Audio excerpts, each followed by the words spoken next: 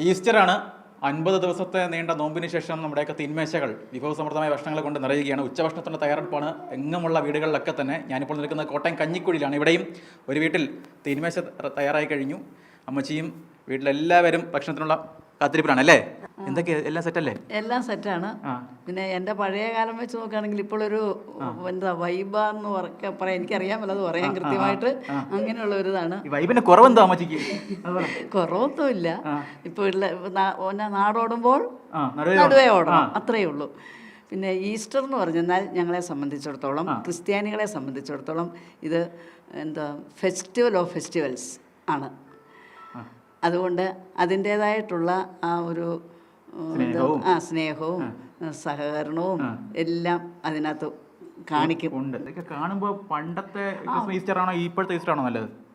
പണ്ടത്തെ ഈസ്റ്റർ എന്ന് പറഞ്ഞാൽ ഇത്രയും, പക്ഷെ പണ്ടും ഈ പറഞ്ഞ അപ്പവും പിന്നെ ചിക്കനും പിന്നെ ബീഫും അതൊക്കെയായിരുന്നു പറഞ്ഞത്. പിന്നെ ആ കൂടെ പോർക്കും. പക്ഷെ ഇന്നിപ്പോൾ ഞങ്ങൾക്ക് പോർക്കില്ല. പോർക്കിനെ മിസ് ചെയ്യുന്നുണ്ട്. പോർക്ക് മിസ് ചെയ്യുന്നുണ്ട്. പ്രശ്നം പോർക്കില്ല, അതാണ് പ്രശ്നം. ചേട്ടാ എന്തൊക്കെയുണ്ട് പരിപാടികൾ?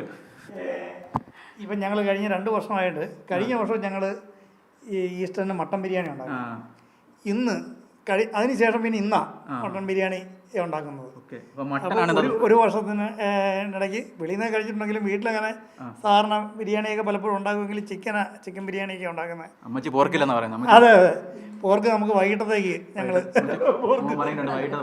ചേച്ചി എന്തൊക്കെയാ സ്പെഷ്യൽ? എന്തൊക്കെയാ? മട്ടൻ ബിരിയാണി ഉണ്ട്. പിള്ളേർക്ക് അതത്ര വലിയ എല്ലാവർക്കും ഇഷ്ടമില്ല, അതുകൊണ്ട് ഇച്ചിരി ചിക്കൻ ബിരിയാണി ഉണ്ട്. പിന്നെ ഫിഷ് മോളി അപ്പം ഉണ്ട്. പിന്നെ ഇവർക്ക് ഏറ്റവും ഇഷ്ടം ഗുലാബ് ജാമുൻ ഉണ്ട്. പിന്നെ ഏറ്റവും ഇഷ്ടമുള്ള സാധനമാണ് ഈ നഗറ്റ്സ് പിള്ളേർക്ക്. അതാണ് ആദ്യം വേണ്ടത്. പഴയ കാലത്തും പുതിയ കാലത്തും എല്ലാ ഇഷ്ടമുണ്ട്. അതെ അതെ, എല്ലാം ഒക്കെ ഉണ്ട്. നമുക്ക് പഴയതിനോടാ കുറച്ചുകൂടെ ഒരു ഇഷ്ടം. എല്ലാവരും ഭക്ഷണം കഴിക്കാനുള്ള തയ്യാറെടുപ്പാണെന്ന് അറിയാം. ഭക്ഷണം കഴിക്കുന്നവർക്കും കഴിച്ചു കഴിഞ്ഞവർക്കും ഇനി കഴിക്കാൻ പോകുന്നവർക്കും മാതൃഭൂമി ന്യൂസിൻ്റെ എല്ലാവിധ സമ്പന്നവും സ്നേഹവും ഒക്കെ നിറഞ്ഞ ഈസ്റ്റർ ആശംസകൾ. ജോബിൻ തേക്കടിക്ക്, മാതൃഭൂമി ന്യൂസ്, കോട്ടയം.